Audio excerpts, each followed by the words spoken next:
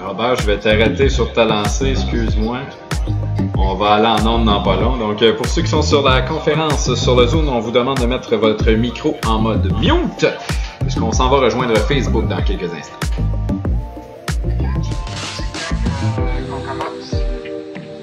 Ouais, je te donne le cue aussitôt que je suis prêt.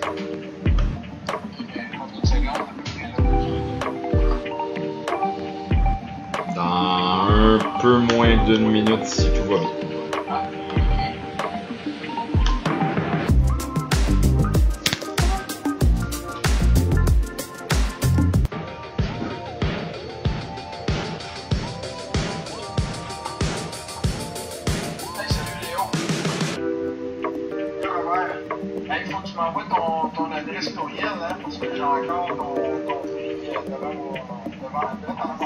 Stand-by pour le switch, donc je vais demander à tout le monde de couper son micro, on s'en va en ondes sur Facebook dans une vingtaine de secondes, même pas, moins que ça. Robert, t'es prêt? Dans 3, 2, 1. Bienvenue tout le monde à cette conférence de la section ICM d'Amos. Je me présente, Robert Cloutier, président de la section ICM Amos. Avant d'aller plus loin, là, je vais commencer par le merci à nos commanditaires. Un gros merci aux commanditaires 2019-2020. On est en train de changer pour la saison 2020-2021. Les commanditaires que vous voyez en arrière de moi, c'est des commanditaires, c'est le transfert là, d'une année à l'autre. Dans les commanditaires, à chaque mais qu'on puisse revenir en présentiel, on offrait le cocktail à l'entrée. Malheureusement, avec le web, on ne peut plus. Ce qui fait qu'au lieu, on remplace ça par des prix de présence. Encore ce soir, le prix de présence, ça va être un 250$ au restaurant, hôtel de l'hôtel des Escales, le château. En passant, on va mentionner que le montant d'argent peut être utilisé autant pour la partie restaurant que la partie hôtel. Les commanditaires qui nous permettent de vous offrir ça, principalement, c'est ILEG Industries, Forage Nordique et Sayona. Puis tous les autres commanditaires, je ne les oublie pas non plus. Vous êtes visible avant la conférence par un PowerPoint qui défile, qui reste enregistré sur le web. Je vous invite d'ailleurs tout le monde à aller visiter puis à aimer la page Facebook ICM Amos. Les conférences sont toutes enregistrées et restent là. Ils restent sur la page Facebook ICM Amos et sur la page de Médioté. François Mongeard, qui est la personne qui s'occupe de la web-diffusion, s'occupe de Médioté. C'est sur sa page Facebook aussi. Si vous avez des questions, si vous êtes sur Zoom, vous pouvez utiliser le bouton « Lever la main » ou par le chat, simplement poser votre question. Si vous êtes sur Facebook, allez par le chat pour poser la question. Il y en a, la dernière conférence, qui ont mis leurs questions sur le Messenger, puis malheureusement, je ne les ai pas vues tout de suite. Fait que le chat est peut-être plus facile que le Messenger. Quoique cette semaine, je vais y faire, pas cette semaine, mais ce mois-ci, je vais y faire attention. J'ai parlé du tirage à la fin. Pour être éligible, c'est un prix de présence. Fait que ce que je vous demande, c'est d'être présent à la fin quand on fait le tirage. Avec la liste des gens qui sont présents, je fais tirer ça, puis la personne doit être en ligne. Pour être capable de faire la liste des gens, ben, ça me prend votre nom avec votre adresse courriel. Juste vite de même, je regarde mon écran, puis je vois quelqu'un qui est plugué PC. Je peux pas savoir c'est quoi le détail. Fait que, s'il vous plaît, je vous demanderais là, si vous voyez votre alias, s'il n'y a pas nécessairement rapport avec votre adresse courriel ou votre nom, par la conversation, envoyez-moi vos coordonnées, puis vous allez être présent. C'est correct. Tant que je suis capable de vous identifier, tout marche bien. OK. La conférence de ce soir est donnée par messieurs Daniel Bergeron et Bertrand Brassard, ainsi que Mme Jacqueline Leroux, tous de ressources minières, ressources minières, excusez, de Troilus Gold. Lapsus. Daniel Bergeron est vice-président des opérations du Québec. M. Bergeron joue un rôle actif depuis plus de 20 ans dans le nord du Québec, où il a travaillé en étroite collaboration avec de grandes sociétés minières à l'établissement de partenariats positifs avec les collectivités des Premières Nations. Il a occupé des postes de direction en tant que chef des affaires communautaires pour diverses sociétés minières, dont Goldcorp. M. Bergeron a siégé au conseil d'administration du gouvernement régional d'Iyu-Ichi-Bay-James. Il a été administrateur du conseil d'administration de la Commission des ressources naturelles du Nord du Québec 2014 à 2018 et de l'administration régionale Bay-James 2012 à 2017. Et il est actuellement administrateur du Fonds régional de solidarité FTQ, Comité investissement, depuis 2016. Bertrand Brassard est un géologue chevronné, comptant plus de 35 ans d'expérience dans le secteur de l'exploration minière, de l'exploration de base au projet avancé. M. Brassard a siégé sur le conseil d'administration au sein de plusieurs sociétés juniors. Il a été géologue en chef pour Labrador Iron Mines, géologue principal en exploration de Canadian Royalties et directeur de l'exploration pour New Gold Corp.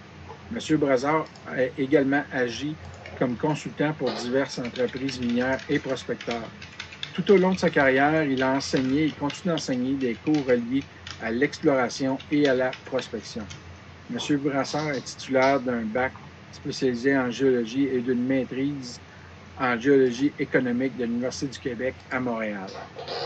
Mme Jacqueline Leroux est directrice de l'environnement. Elle a plus de 20 ans d'expérience dans l'industrie minière, principalement dans le nord du Québec. Elle a occupé des postes de direction au sein de diverses organisations, dont celui de métallurgiste chez Ressources Meston. Elle est coordonnatrice de l'environnement pour le projet Troilus de 2005 à 2007, directrice de l'environnement pour le projet Éléonore de Goldcorp, directrice du développement durable pour Maçon Graphite et vice-présidente pour l'environnement pour Métaux BlackRock. Pour ces projets, elle était responsable des permis liés à l'exploration, au processus d'évaluation environnementale et à la construction. Messieurs, madame, je vous laisse prendre le contrôle de l'écran pour la conférence. Merci, Robert. Bon, premièrement, bonsoir tout le monde. Là, voulez-vous qu'on partage tout de suite ou on... Oui, s'il vous plaît.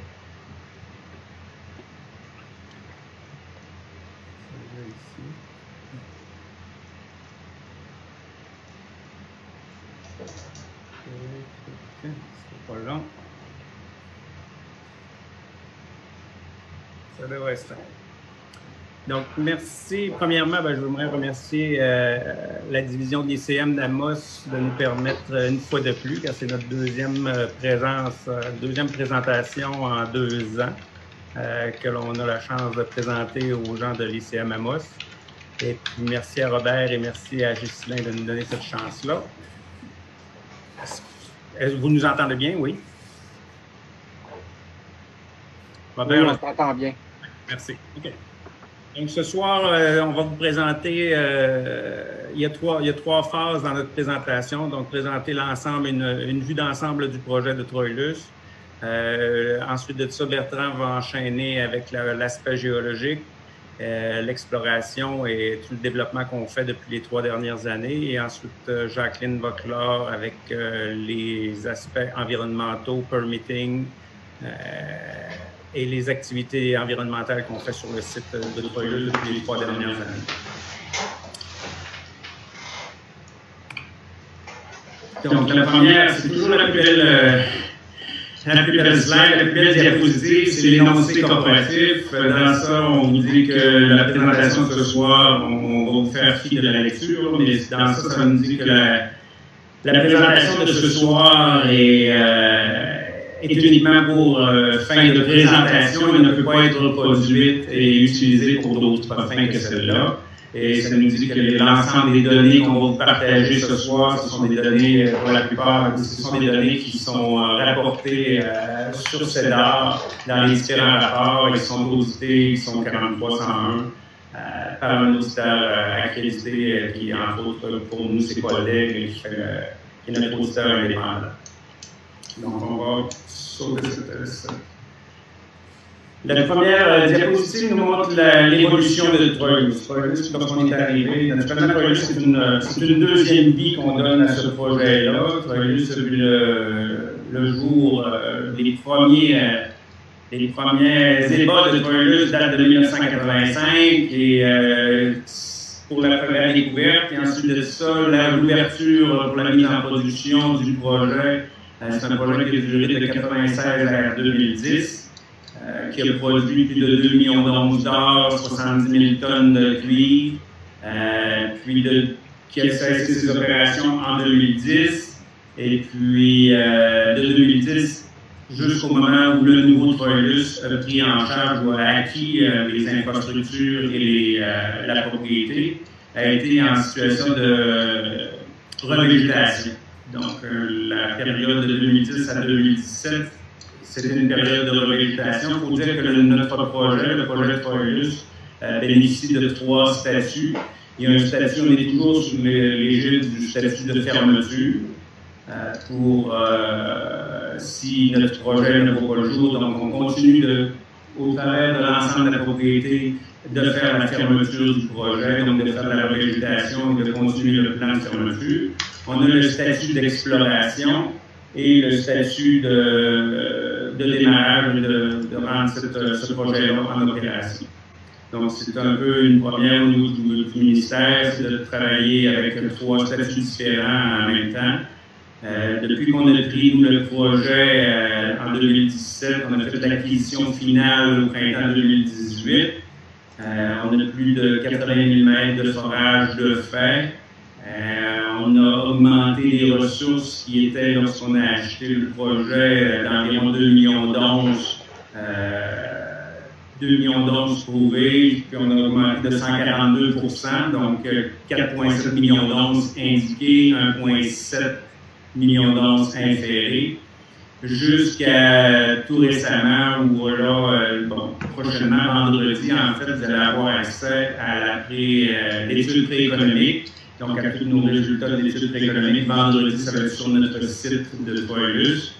Donc, ça va être accessible à tout le monde, où là, on partage les nouvelles teneurs, les nouvelles ressources et une identification de l'ensemble où est-ce qu'on est rendu, les accomplissements de Troilus depuis les 3 dernières années. Au niveau de la capitalisation, on a 115 millions d'actions en circulation. On avait en avril 11 millions de dollars dans les comptes et au mois de juin, on a refait un financement de 25 millions. Au moment où on se parle, on doit tourner autour de 25 millions dans les coffres. Donc, on est une compagnie qui est quand même une compagnie junior d'exploration qui est quand même très en santé et qui a le moyen de ses ambitions. On est suivi par plus de 50 firmes, agences, banques, firmes de courtage. Donc, vous pouvez voir certains sur la diapo. La propriété Troilus, l'ownership, l'ensemble d'actionnariat, on détient et détenu, environ 10% de l'actionnariat est détenu par des gens de Troilus même.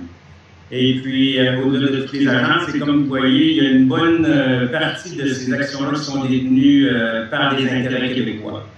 Donc, on parle de la Caisse de dépôt, Forage Chibougamau, on parle de SIDEX, la Société de développement de la baie James, aussi le Fonds FTQ. Donc, on est très bien soutenu par les différentes agences de financement du Québec.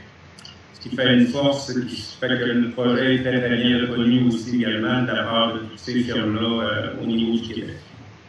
Donc, c'est un très bon positionnement.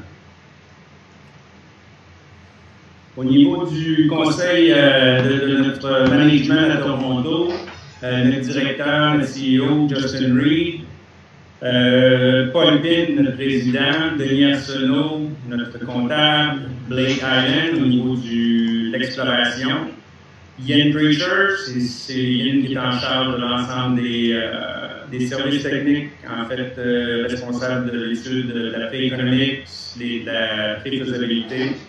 Catherine Stretch, qui est aux développements, aux affaires corporatives.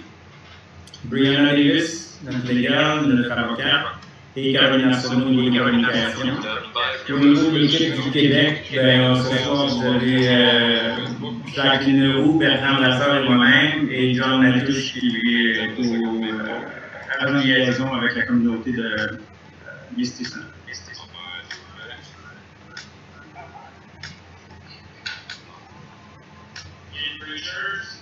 Donc, Troilus est situé pour vous faire un petit contexte, Troilus est situé à 170 km au nord de Chibougamau.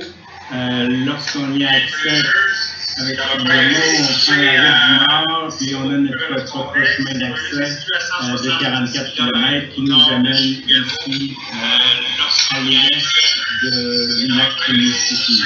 Donc, ça fait partie de la grande région de Mistissini au niveau des trappes de la communauté de Mistissini. On a un chemin d'accès de 44 km qui est rattaché à la route du Nord, donc qui est les anciennes infrastructures de Troilus. Un bureau à Chibougamau. On a l'aéroport aussi qui est à Chibougamau. Et puis, ce qui est intéressant avec le projet Troilus, c'est que ça prend de Chibougamau jusqu'à Troilus. En camion, ça prend 1h30. Et en autobus, les opérations de Troilus à l'époque se faisaient en autobus. Donc, il n'y avait pas de fly-in, fly-out. Donc, les gens, l'impact est très grand sur le milieu de Chibougamau parce que les gens habitaient pour la plupart à Chibougamau.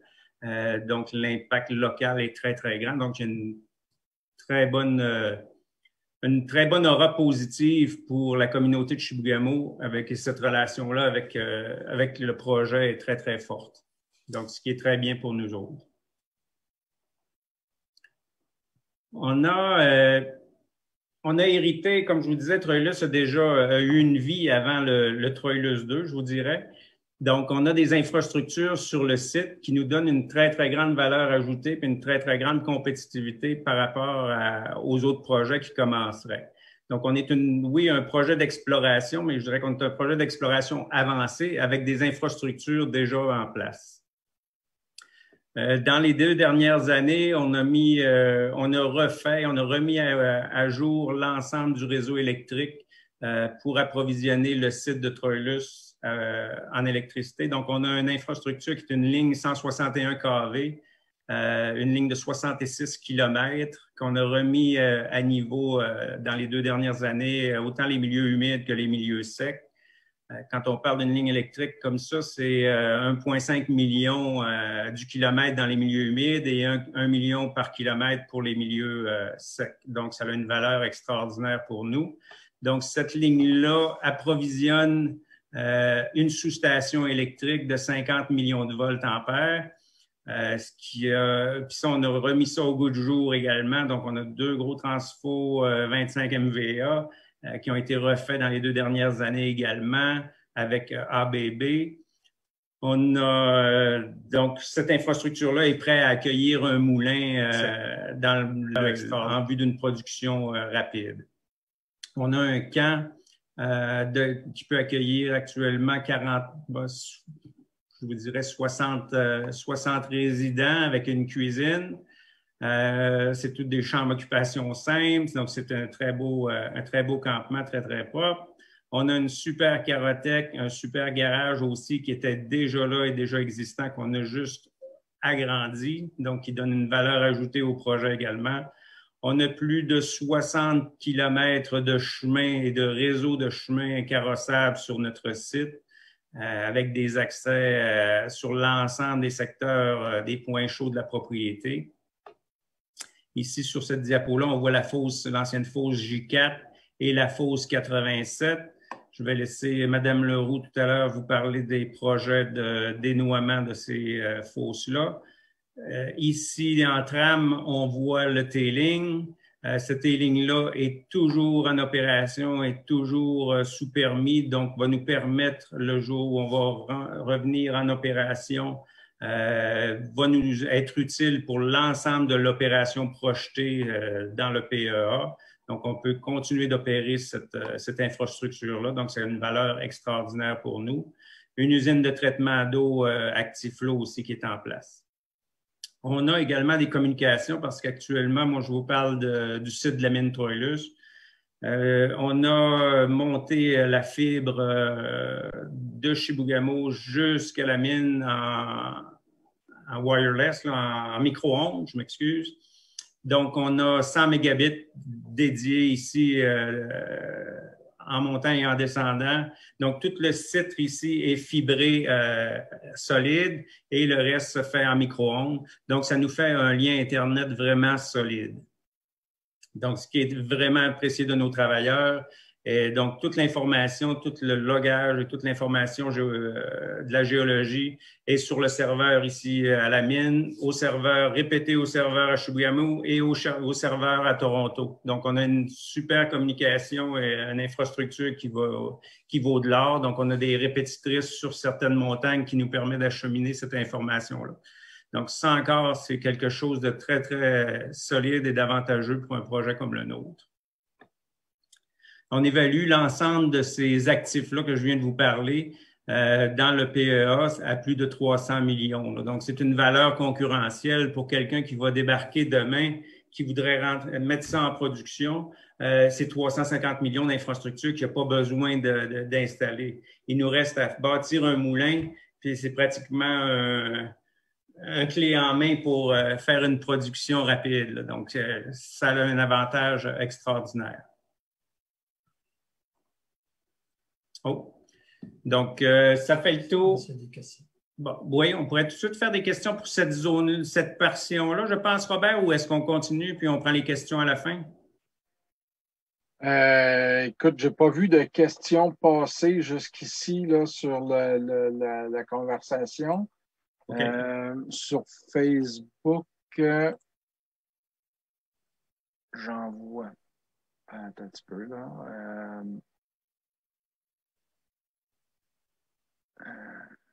On prend les questions à la fin? Oui, ben, je pense que. Écoute, j'ai pas vu de questions passer jusqu'ici là, sur la conversation. Okay, on y reviendra à la fin, il n'y a pas de problème. Là, je vais transférer la parole à Bertrand Brassard pour faire la suite au niveau de l'aspect géologique. Oui, ben, je pense que j'ai pas vu de questions passer. On y reviendra à la fin, il n'y a pas de problème. Là.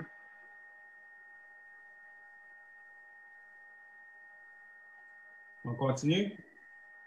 Oui. OK, alors, merci Daniel.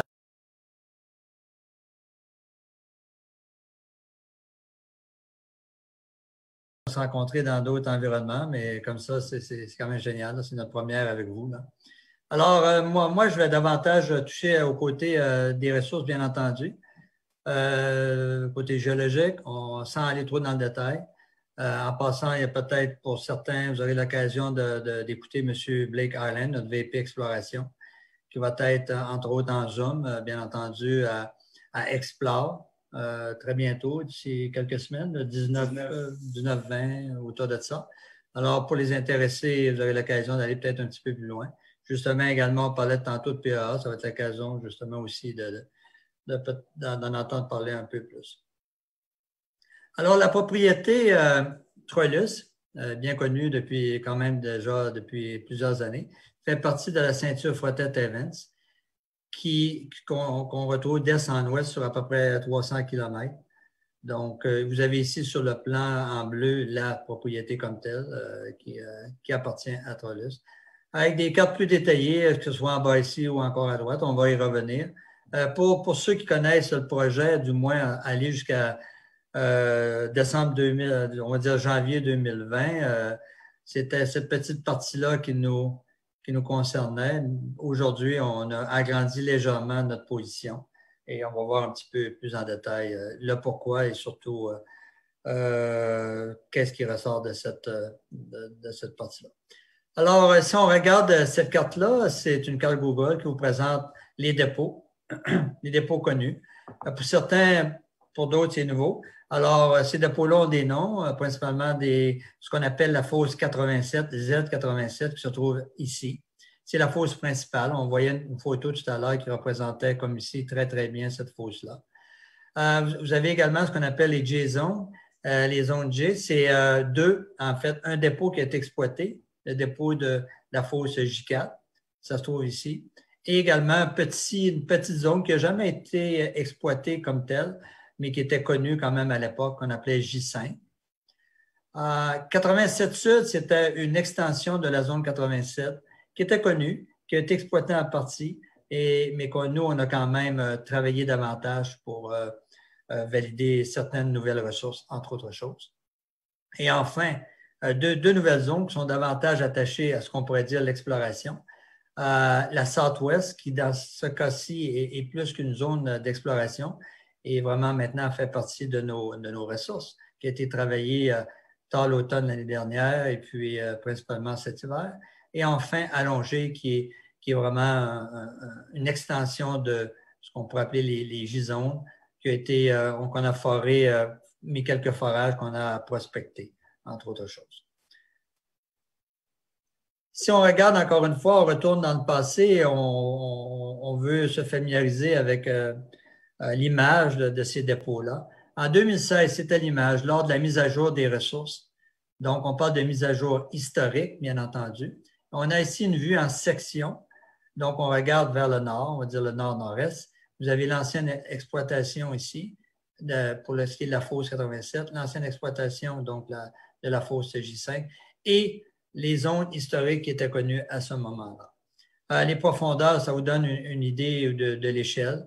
Donc, on parle de J5, J4 qui étaient jusqu'à environ 300 mètres de profondeur, alors que certaines zones connues pour ce qui est de 87 étaient quand même à des profondeurs beaucoup plus importantes. On parle d'à peu près 700-800 mètres de profondeur verticale. Suite à nos campagnes d'exploration, on parle d'au-delà de 80 000 mètres de forage qui ont été faites en deux phases principales. On a donc J5 et J4 qui ont été de façon quand même augmentées de façon substantielle, pour ne pas dire de façon très, très, très importante. La zone qu'on appelle 87 également a été approfondie, entre autres, mais également volumétriquement parlant augmentée.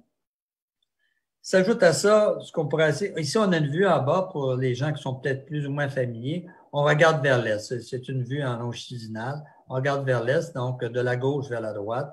On a donc les zones J, J4 et J5, fosse 87 et 87 Sud, et enfin le Southwest. On va y revenir un peu plus en détail. On a des chiffres. Bien, écoutez, le graphique parle par lui-même. Dans ce cas-ci, entre autres, on a des valeurs indiquées, des valeurs inférées. C'est sûr que c'était à l'époque ce qui était connu au niveau historique par rapport à la mise à jour des ressources par RPA à l'époque. Nos campagnes successives d'exploration ont fait augmenter de façon importante ces ressources-là. Bien entendu, on parle ici d'onces équivalentes, AA équivalent. Donc, on est parti de 2,5 en indiqué à 3,9. et en inféré à 1,17. Et enfin, de 2019 à l'automne dernier, on a passé jusqu'à près de 5 millions d'onces indiquées et également en inféré 1,76. Quand on regarde maintenant, cette année, on a sorti, suite aux campagnes d'exploration qu'on a fait dans le Southwest, on s'est permis d'ajouter, dans ce cas-ci, pas beaucoup d'indiqués, mais par contre, quand même, une quantité substantielle d'inférés. C'était une zone qui était connue. Il y avait eu certains petits forages qui avaient été faits ici et là, des indices de surface, mais nous, on a poussé vraiment davantage notre exploration pour arriver à augmenter, même ajouter 600 000 onces principalement en inféré pour l'instant parce qu'on n'avait pas la quantité de forage nécessaire pour pouvoir transférer des onces inférées en indiqué. Une petite vue ici, encore une fois, à vol d'oiseau des différentes zones avec un peu plus de détails. Les travaux qui ont été effectués nous ont permis de mieux comprendre la géologie. On a travaillé beaucoup le côté structural, entre autres choses, ce qui nous a permis d'être confiants pour aller travailler dans ce secteur-ci.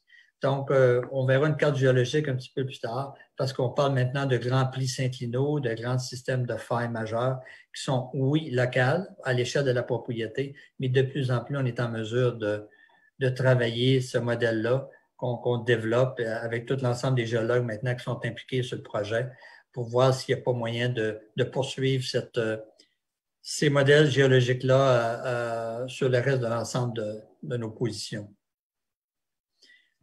La géologie, c'est principalement des diorites. Le cas, c'est très bien connu. On n'a pas réinventé la roue dans ce cas-ci. Une intrusion dioritique. La particularité de cette diorite-là, c'est la zone de brèche qui a été étudiée de façon quand même importante dans le passé, que ce soit dans des cadres de recherche universitaire, entre autres choses. Donc, c'est la brèche dioritique. C'est elle qui contient la majorité de la minéralisation. À la fois dans la fosse principale, que dans la J4, c'est elle qui a été davantage exploitée.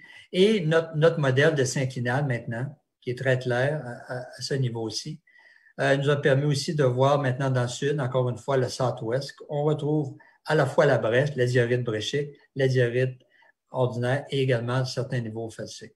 La particularité, je n'ai pas mis ici en couple, là, si on veut.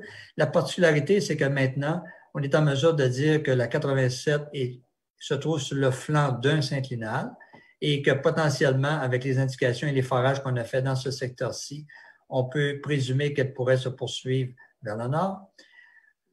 Ce flanc est-là, on y retrouve également la zone principale de nos nouvelles ressources du Southwest. Sur le flanc ouest de ce synclinal-là, on y retrouve les zones J, les J5 et J4.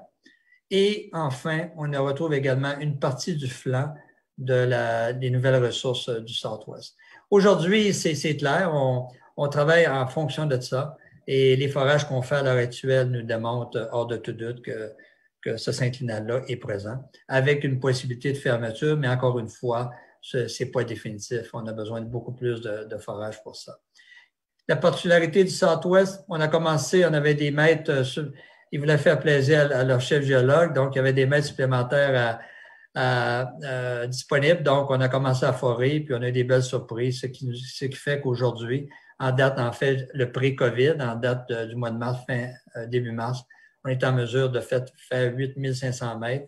Et grâce à ce forage-là, au cours de la période COVID, donc on était tous à la maison, ça nous a permis de travailler puis ajouter à nos ressources au-delà de 500 000 onces, encore une fois, d'or équivalent inféré. Géologiquement parlant, l'ensemble c'est similaire à ce qu'on retrouve dans les autres zones, entre autres la zone 87, avec certaines particularités, comme vous le savez.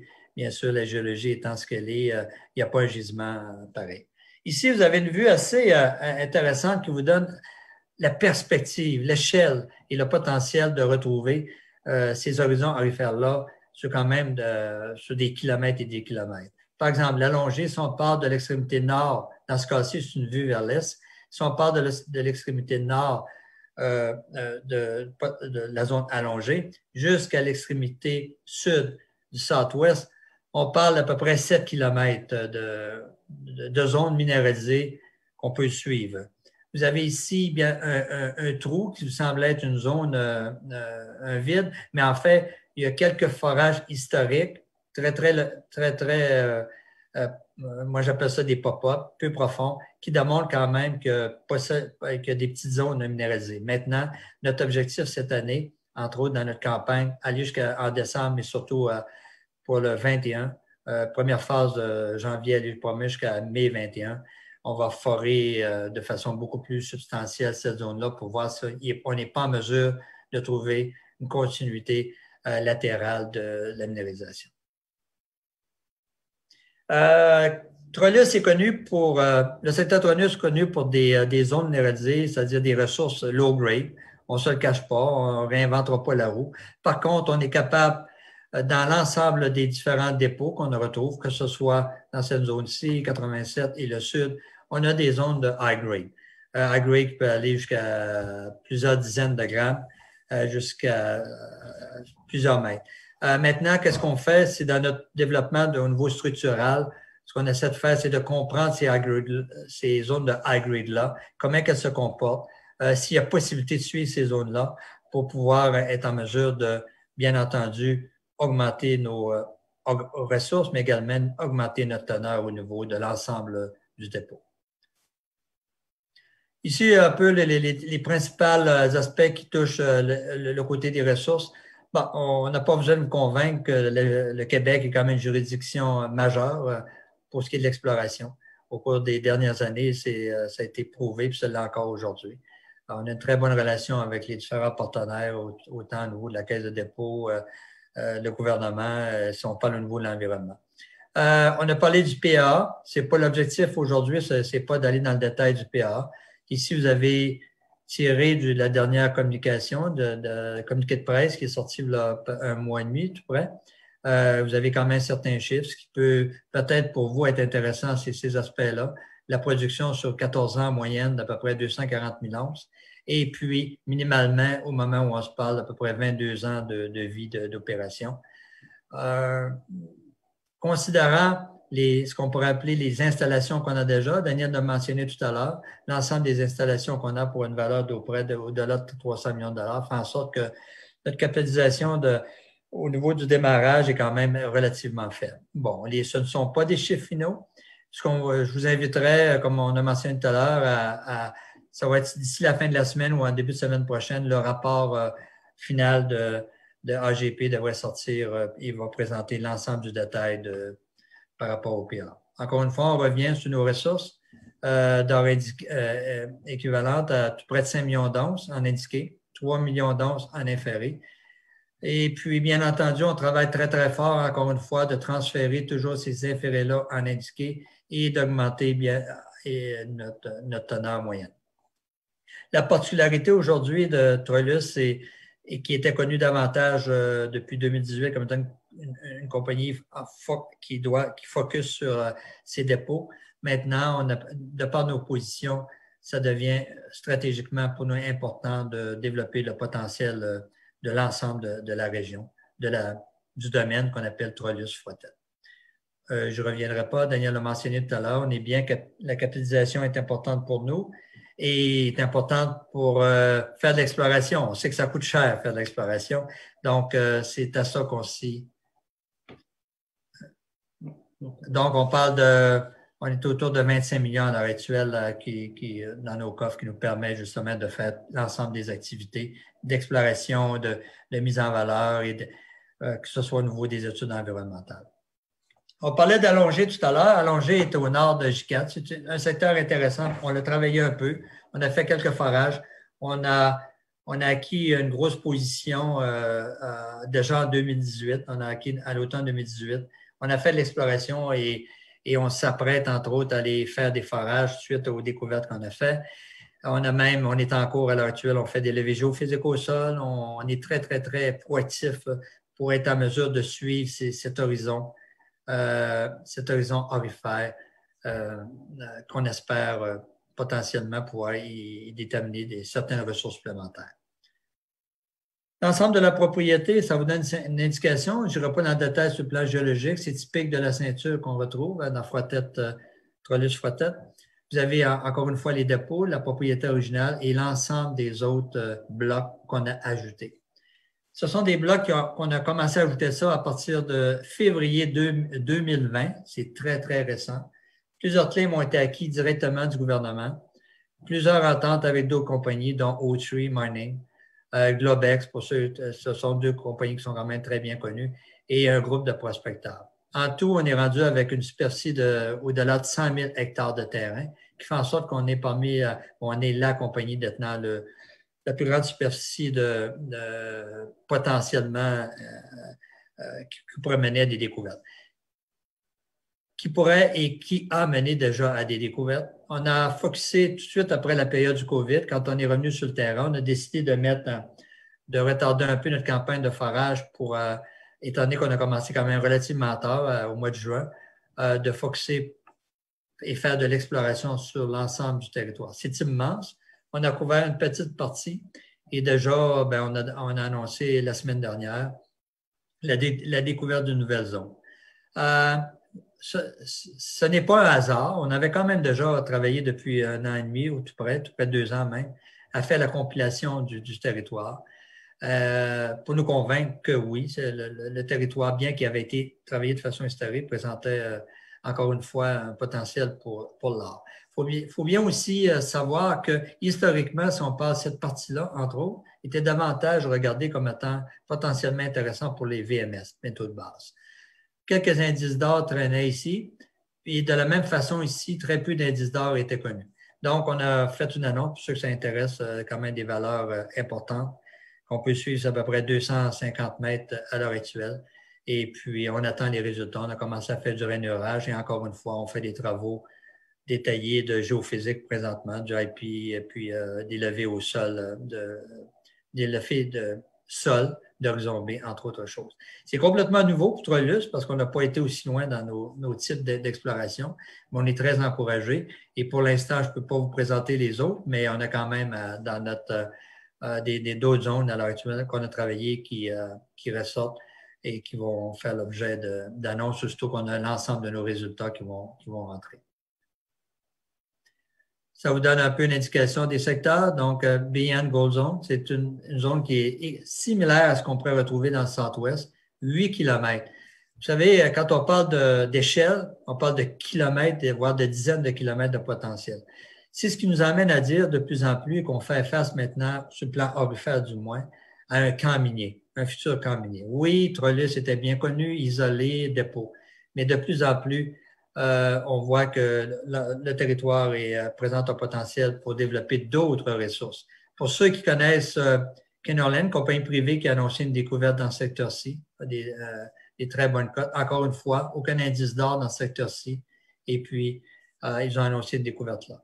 Nous, on a des secteurs d'intérêt. On a ici, entre autres choses, dans ce secteur-ci, tout près de Tortini, pour ceux qui connaissent le dépôt de zinc cuivre. Et enfin, le secteur ici. Ce qui m'amène juste tout simplement à vous dire, malgré 3 mois et demi de nouvelle exploration, totalement nouvelle pour nous, on était en mesure déjà de mettre à jour une multitude de nouveaux showings, que ce soit d'or ou de métaux de base. Ce qui fait en sorte que, encore une fois, on est convaincu que ce n'est que le début d'une reprise en relançant le projet Troilus par rapport à ses dépôts historiques, mais également sur le plan géologique, une reprise d'une nouvelle vue sur le potentiel de développer des dépôts dans l'ensemble de cette partie de la ceinture Froidtête-Evans. Oui, ça vous donne une idée des travaux qu'on fait. Une vue à vol d'oiseau. Vous avez ici des tranchées. C'est de cette limite-là ici, on parle de près de 250 mètres de long. Donc, c'était ça vous donne une idée de l'échelle qu'on travaille. Vous avez ici des personnes qui travaillent sur les tranchées. C'est ça le nouveau Troilus. C'est à la fois la mise à jour des ressources connues, l'augmentation de ces ressources-là qui sont quand même majeures, et également la découverte de nouvelles zones potentiellement minables un jour, on se le souhaite. Alors, moi, je vais passer la parole à Jacqueline, qui va vous traiter davantage de son domaine, c'est-à-dire l'environnement. Merci. Oui, bonsoir. Donc, on va effectivement parler pour la dernière partie de développement durable. Comme Daniel en avait parlé, la particularité de Trolus, c'est d'avoir en même temps 3 statuts. Donc, statut de fermeture, les halles d'Astéril ont été revégétées, le parc à résidus est revégété à 85 %. On suit l'eau justement comme un site fermé. En même temps, on ouvre des nouveaux territoires, on fait de l'exploration, puis en plus de ça, bien, on veut repartir à partir des projets puis des ressources qu'on a trouvées. Fait que tout ça, c'est un défi pour le gouvernement, pour nos parties prenantes, parce que des fois, c'est mêlant, là. Nos activités sont en dessous de quel chapeau, mais on chemine assez bien là-dedans. Donc, prochaine diapositive. Donc, Trolus a hérité de beaucoup de bonne volonté, étant donné que c'était en opération avant. Il y avait déjà une relation avec les communautés de Chibougamau-Chappais, une très forte relation aussi avec Mistassini. Trolus, dans le temps de INMET, ça a été la première entreprise dans le nord du Québec à avoir un IBA ou une ERA, là, une entente sur les répercussions et les avantages, qui a vraiment mis la table là, pour les autres développements qu'il y a eu dans le nord du Québec. Et donc, c'est important pour nous de continuer dans cette avenue-là. Donc, d'avoir des communications régulières, de dire qu'est-ce qu'on va faire, de prendre en considération les expertises locales, autant du côté CRI que du côté jamésien. Donc, prochaine diapositive. Donc, au point de vue justement des parties prenantes, Trolus fait de la formation sur son site. On a accueilli des cohortes en forage. On a des associations avec les universités. On a des visites régulières de la part des communautés, notamment surtout de la partie Mistassini. Nos familles impactées, Trolus touche à 3 aires de trappe. Donc, avec eux aussi, on a des communications régulières. Donc, encore une fois, c'est important pour nous. C'est pas des choses qui se font du jour au lendemain, d'avoir des bonnes relations. C'est quelque chose qu'on cultive là, depuis le tout début où Trolus est arrivé. En 2018, il y a eu une entente de pré-développement de signée avec la communauté de Mistassini. Et puis, on chemine là-dedans jusqu'à temps qu'on bascule dans vraiment au niveau d'une faisabilité et de l'étude d'impact. Bien là, ça va commencer une négociation vraiment le plus pour un IBA. Prochaine diapositive. Donc, ce qu'on a fait récemment, donc justement, on a sorti notre analyse économique préliminaire, on a mis à jour nos ressources, on a été certifié Écologo. Ça, je ne sais pas, j'espère que vous en avez entendu parler parce que nous, on a travaillé bien fort là-dessus et avec l'Association d'exploration minière du Québec. Donc, on a été la première à avoir la certification Écologo pour les compagnies d'exploration minière. Il y avait déjà eu des fournisseurs de services qui avaient été certifiés, mais là, c'est ça, on a travaillé fort là-dessus. On a été chercher cette certification-là parce qu'on sait que pour les investisseurs, on ne regarde plus juste les ressources, puis la métallurgie, puis le mining, les notions de gouvernance, de relations avec les communautés, toutes ces choses-là, c'est des choses qui sont de plus en plus prises en compte et d'avoir une tierce partie qui nous stamp, en bon français, là, qui confirme les bonnes choses qu'on fait, mais c'est important pour nous. Donc, c'est surtout pour ça qu'on a été chercher cette certification-là. On a aussi complété de référence environnementale, donc les inventaires de végétation, de faune, de flore, la grande faune, les oiseaux, les grenouilles, etc. Parce qu'on va être prêt quand on va avoir des études techniques assez avancées pour être capable de basculer en évaluation environnementale. Et donc, ça prend un état de référence complet, ce qu'on a présentement. Cette année, on a aussi eu l'approbation pour dénoyer nos fosses. Donc, cette activité-là appartient à l'exploration avancée. Donc, pour aller voir, définir des ressources dans le fond de la fosse, par exemple pour le potentiel sous terre de 87, c'était important pour nous d'avoir accès au fond de la fosse sans être obligé de faire des très, très longs forages, de circuler beaucoup sur le terrain pour être capable de frapper en dessous.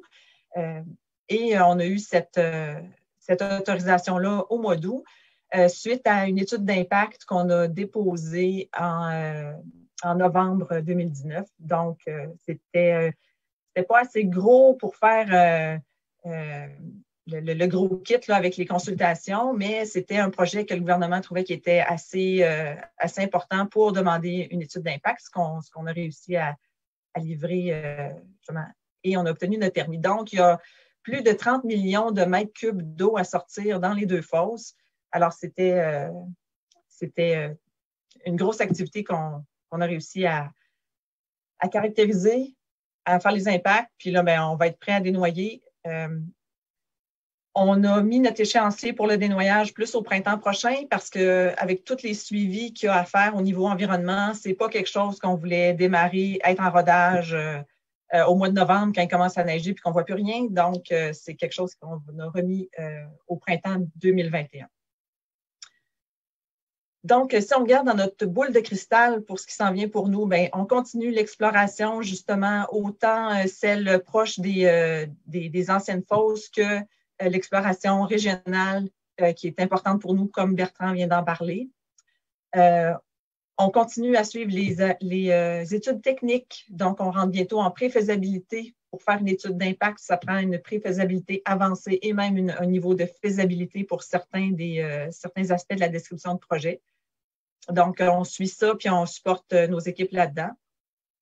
Et on se concentre fort là, sur la pré-faisabilité qui va être dans la lancée du PEA qui va sortir ce vendredi. Prochaine. Donc, le petit pitch d'investisseurs. Donc, pourquoi investir chez nous? En fait, on l'a déjà dit, c'est un faible. Le Québec, c'est un excellent endroit, faible risque politique, etc. Notre PEA, c'est une étude qui est robuste. Ceux qui vont prendre le temps de le lire, vous allez voir que ce n'est pas un pitch de vente avec toutes les affaires moins chères pour donner des beaux chiffres. C'est même, à bien des endroits, c'est une étude conservatrice. Donc, ça, c'est important pour nous de pas, quand on va sauter à la pré-faisabilité, de ne pas avoir un 100 millions de dollars oups, là, il a fallu mettre des choses plus robustes, plus solides. Donc, c'est déjà là à la base du PEA. On reste un projet qui est nettement sous-développé parce qu'il n'y a pas eu d'exploration de faite pratiquement dans la région, surtout si on compare à l'Abitibi où là, ça a été plus caractérisé. L'équipe est solide, justement, vous avez vu au début de la présentation, c'est tous des gens qui ont déjà travaillé dans l'industrie, c'est des gens qui ont déjà parti des projets, donc on a une équipe très senior. Puis là, ça fait 2 ans qu'on travaille ensemble, donc là, on a une synergie aussi qui nous permet d'avancer rapidement dans ce qu'on fait. Et justement, en plus de ça, on a de l'argent dans nos poches, alors on continue à développer nos projets. Cette petite diapositive-là, elle est mise pour montrer qu'au Québec, en fait, quand les mines s'en vont au niveau de l'étude environnementale, c'est beaucoup plus une question de quand est-ce qu'elles vont avoir leur permis que si elles vont l'avoir. Donc, ça, c'est toutes les dernières mines là, qui ont été autorisées. Et la dernière colonne, qui est le temps pour obtenir le permis, c'est vraiment le temps entre le dépôt de l'étude d'impact et l'obtention du permis. Donc, on peut voir que ça varie en fait beaucoup entre 1 an et presque 3, là, dans le fond. L'important pour les projets, c'est d'avoir justement une bonne description de projet qui ne changera pas. Donc, quand on regarde ceux qui ont réussi à avoir des permis dans un temps court, mais c'est ceux qui avaient déjà une faisabilité bien assise, qui n'ont pas changé d'idée en cours de route. Et c'est aussi pour ça que Troilus veut se donner des échéanciers réalistes, de faire les choses, bien faire les choses une après l'autre, pour pas qu'on perde de temps, qu'on revienne en arrière, puis qu'on se crée des délais nous autres mêmes. La prochaine. Mais si vous avez des questions, ça va nous faire plaisir d'y répondre. Donc, vous avez ici le contact pour les investisseurs de M. Pint, mais si vous allez sur le site de Troilus, au-delà de notre présentation ce soir, là, n'hésitez pas à poser des questions. Toute l'équipe est disponible, là, que ce soit au niveau de Toronto, de la gouvernance, autant que l'équipe du Québec. Là, ça va nous faire plaisir de répondre à vos questions.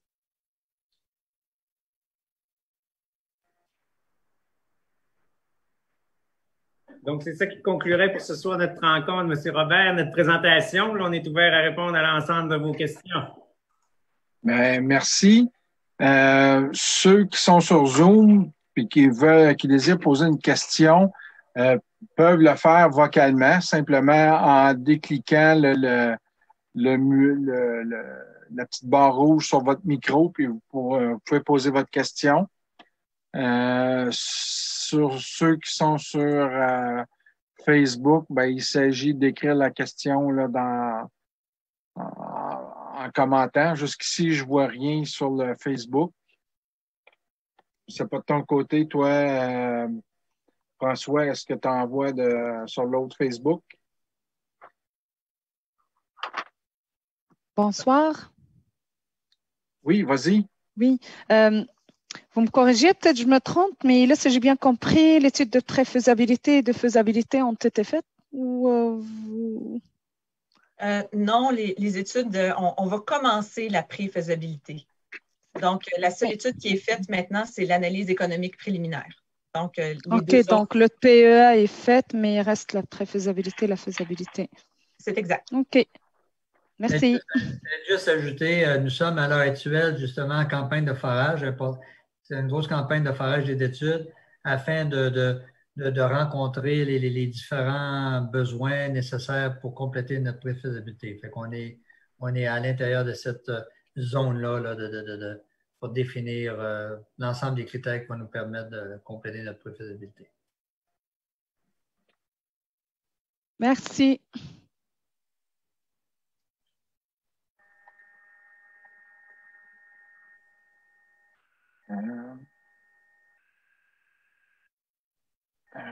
Bon.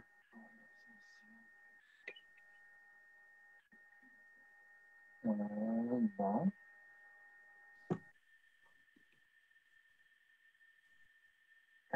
Je vois pas d'autres questions en texte. Est-ce que, encore une fois, s'il y en a qui veulent poser leurs questions vocalement sur Zoom, c'est très facile. Il s'agit de vous décliquer en bas à gauche.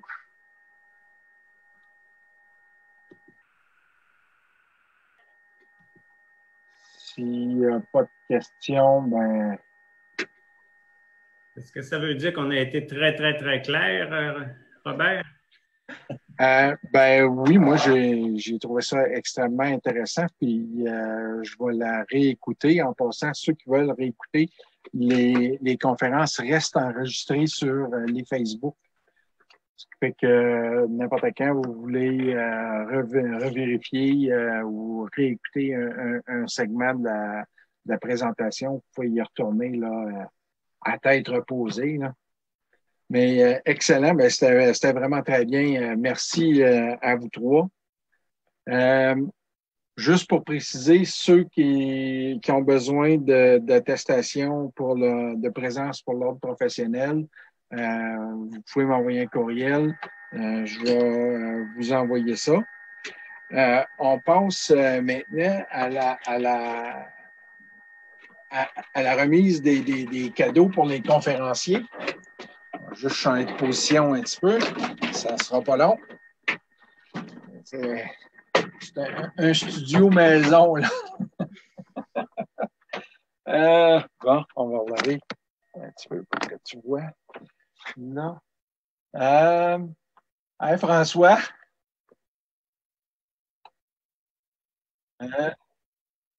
OK. Juste un instant, c'est parce que je suis pas encore un super spécialiste là, de moi-même de Zoom, là, puis je réalise que pour remettre les cadeaux, il faut que j'enlève l'arrière-plan virtuel.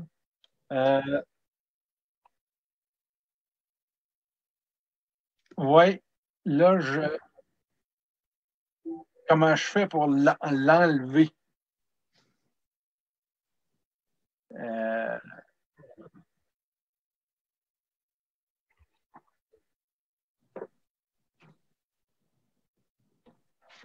Ah, ben oui, tu as tout à fait raison. Ben, merci, François. C'est plus facile de même. Il y a ça ici qui gosse, là, mais. Fait que, écoutez, pour les 3 conférenciers, on va vous remettre un polo ICM Amos pour vous remercier. Puis, n'hésitez pas à le porter. C'est vraiment bien. Vous allez aussi recevoir une superbe calotte qui est un petit peu dans le ton des élections chez nos voisins du Sud.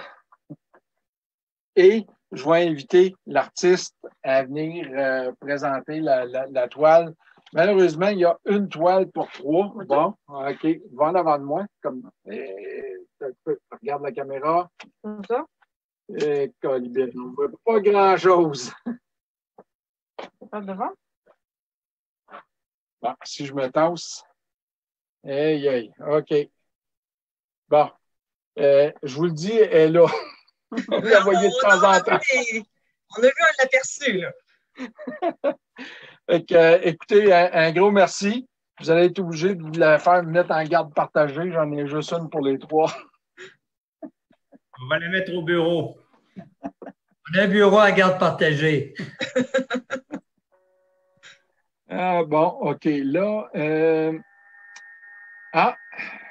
on dirait que ça veut revenir un peu, là.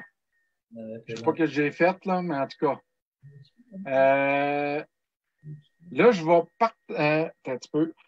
Je vais laisser la parole à Ghislain Macamo, qui est notre vice-président à l'ICM à Amos, puis qui s'occupe aussi de la gestion de notre calendrier de conférences, nous parler de la prochaine conférence. Vas-y, Ghislain. Bien, Robert, pour le mois de novembre, c'est bon, j'ai dû travailler fort. Là, je vois que tu ris, là, mais je peux confirmer que c'est Nouveau Monde Graphite qui va faire la présentation. Et j'ai reçu un courriel, il est présent, puis je tiens à le dire parce que c'est enregistré, là. Il est présentement 19h02, j'ai reçu le courriel à 18h56. La confirmation. Et puis, donc, le 10 novembre, ça va être, comme j'ai dit, Nouveau Monde Graphite. Et puis, les chances que ce soit Éric Desaulniers, qui est le président et chef de la direction, sont très élevées. Donc, je vais communiquer avec demain. On s'est parlé brièvement tout à l'heure, là. Mais finalement, c'est ça. Et j'ai gagné. Ben, merci. Je tiens juste à remercier Jacqueline, Bertrand, Daniel, vous avez fait une superbe de belle présentation. Et je pense que tous les gens qui ont assisté, ils vont être d'accord avec moi à ce niveau-là. Puis j'apprécierais peut-être si les gens peuvent dire un merci de l'écrire ou peu importe. Là, on est en mode COVID et puis on fait quoi avec un citron? On fait de la limonade. Mais je pense qu'à Amos, on fait de la très bonne limonade. C'est ça, je voulais dire. Merci beaucoup, Ghislain, de la part de nous 3 ici, puis de la part de l'ensemble de l'équipe de Troilus, de nous permettre de justement faire cette présentation-là aujourd'hui. C'est grandement apprécié pour nous. Puis tous les efforts, je vous dis qu'on met beaucoup d'efforts pour rendre ce projet-là encore plus flamboyant. Yes. On ne manque pas d'énergie de notre côté, puis on vous remercie de tous nous suivre et de vous garder informés sur notre projet. Parfait. Et je tiens juste à dire, tu as dit merci beaucoup, Ghislain. Merci beaucoup, Robert. Il y a une équipe ICM en arrière de tout ça. Oui. C'est très fort. Fait que, encore une fois, merci. Et je vois passer des commentaires, là. Merci, thank you. Je pense que les gens ont grandement apprécié. Merci beaucoup encore. Merci. Ben, merci. On va passer à la dernière étape qui est le prix de présence. On garde le meilleur pour la fin. Bon, je vais partager mon écran pour faire ça. Partager l'écran. C'est celui-là. OK. Bon. Le bout qui est important, je pourrais peut-être zoomer un petit peu mieux, vous allez voir mieux. On ne voit pas? Ah, j'ai oublié de cliquer partager, excusez-moi. Là, vous le voyez, là. OK. Ça ici, c'est les personnes que j'ai été capable, là, ça a déroulé peut-être un peu rapidement, là. C'est les personnes que j'ai été capable de identifier comme présentes. Il y en a peut-être d'autres, mais malheureusement, j'ai pas pu, soit les alias ne me permettaient pas de vous identifier, puis il y en a quelques-uns qui viennent de Facebook, mais la plupart ne se sont pas vraiment identifiés. Fait que, au total, il y a 62 personnes que j'ai réussi à avoir les noms. Il y en a quelques-uns qui me manquent les adresses courriels, mais si vous gagnez, vous allez devoir me fournir si vous voulez récupérer votre prix. Fait que j'ai juste fait ici une petite formule avec Excel, je ne sais pas si vous la voyez ici, à définir en fonction de 1 jusqu'à 60. Combien j'avais dit déjà? Excusez, je parle puis j'en ai oublié, 62. Fait que j'ai écrit 62 ici, puis ma formule a disparu. Donc, j'ai fait de pas correct. Excusez-moi. Bon, elle est revenue. J'ai dû l'effacer accidentellement. 62. Fait que c'est le numéro 40 qui est le gagnant aléatoire. Et le numéro 40, c'est Steve La Liberté. Fait que Steve, c'est toi qui es le gagnant du 250 pour où est-ce que je départage? Pour le prix de présence. Comment que je fais pour départager mon écran? Ah. OK. Merci, François. Je pense que c'est toi qui viens de le faire, là. Fait que, bonsoir tout le monde, puis on se revoit pour la prochaine conférence le 10 novembre prochain. Fait que j'espère que vous avez apprécié autant que nous autres. Bonne